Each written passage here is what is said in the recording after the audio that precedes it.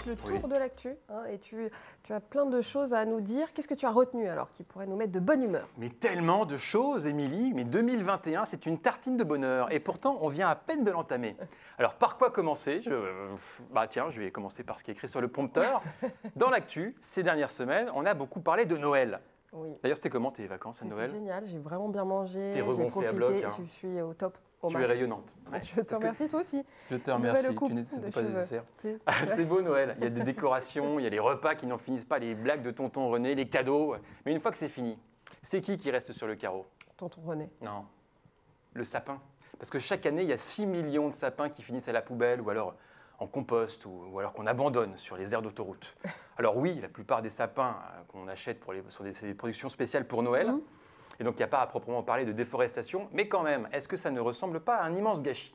C'est pour répondre à cette problématique épineuse qu'une entreprise d'ailleurs propose maintenant de louer son sapin. C'est pas génial ça? Si. Il arrive en pot chez vous. On l'arrose du coup pendant son séjour à la maison et il repart gentiment se faire replanter après les fêtes. Et d'ailleurs, on peut même le recommander pour le louer l'année suivante. C'est génial. C'est comme avec sa mamie en fait. Bah oui, c'est... Toi, mamie, elle est là tous les ans et pourtant, ça sent un peu le sapin. Je ne respecte rien, Manu. C'est pas faux. Alors, on va passer à la deuxième news qui va nous mettre de bonne humeur.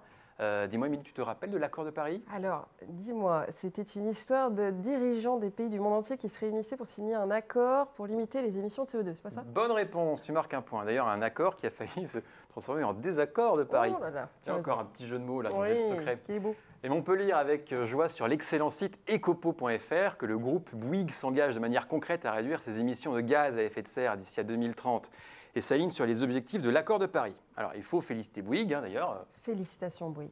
Quelle spontanéité. C'est beau. Mais ça reste quand même beaucoup grâce aux investisseurs qui s'orientent de plus en plus vers les entreprises engagées dans la transition énergétique. Absolument, Manu. Rappelons qu'en France, le BTP, c'est 30% des émissions de gaz à effet de serre. C'est pas mal quand même. Hein, mais ça reste moins que les vaches. Voilà, je n'ai pas de transition, donc on va enchaîner avec la bonne nouvelle d'après. 2020 est arrivé au bout de pas mal de choses, mais 2020 n'a pas réussi à tuer la vie de bureau. Alors on pensait prendre un virage de télétravail avec la crise sanitaire. Et c'est vrai qu'au début, le télétravail, c'était sympa. Hein. On était chez soi, on pouvait travailler en regardant Scène de ménage, une excellente série que je vous recommande. Alors on n'était pas loin du paradis. Et puis au bout d'un moment, c'est devenu pénible, parce qu'on s'ennuie tout seul, chez soi, en slip. Et puis on veut les revoir, ses collègues, on se dit, elle est où? Elle est où la petite Émilie, là, qui fait ses petites fiches, qui fait son petit café, ses petites questions de journaliste? Elle est où? On ne sait pas où elle est. Tout va bien? Oui, tu m'as manqué, en fait, je me rends compte. Oh.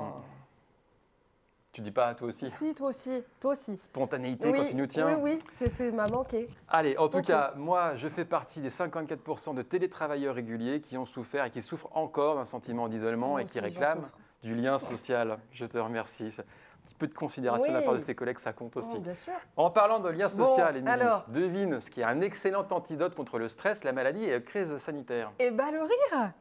2 points déjà. Bah écoute. Ça va finir à 10 points celle-là. Là là là. Allez, forte. Alors, je ne pourrais pas décrire précisément tous les mécanismes physiques.